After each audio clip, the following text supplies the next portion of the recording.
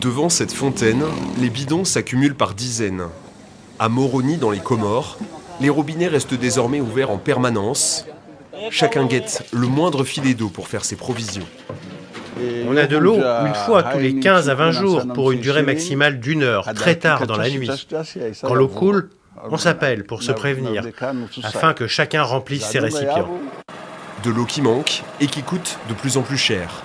Face aux pénuries, les habitants sont démunis. Chaque matin, Ouattara Bouchran doit se lever bien avant l'aube pour attendre devant l'une de ces rares fontaines encore en activité.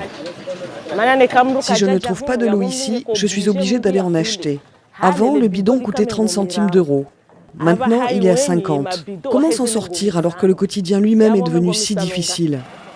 Des prix qui augmentent, même ce fournisseur d'eau dit faire face à des difficultés d'approvisionnement. Il y a des jours où je repars sans avoir rempli mes bidons et ma citerne de 1000 litres.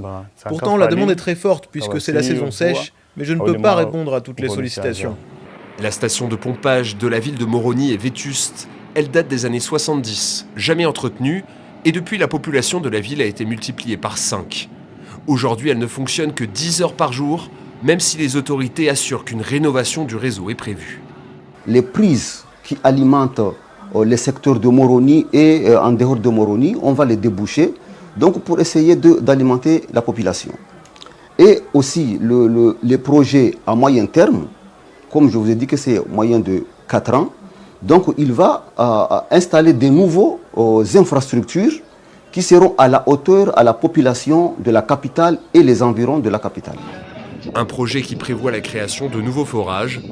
Aux Comores, moins d'1 habitant sur 3 a aujourd'hui accès à l'eau potable.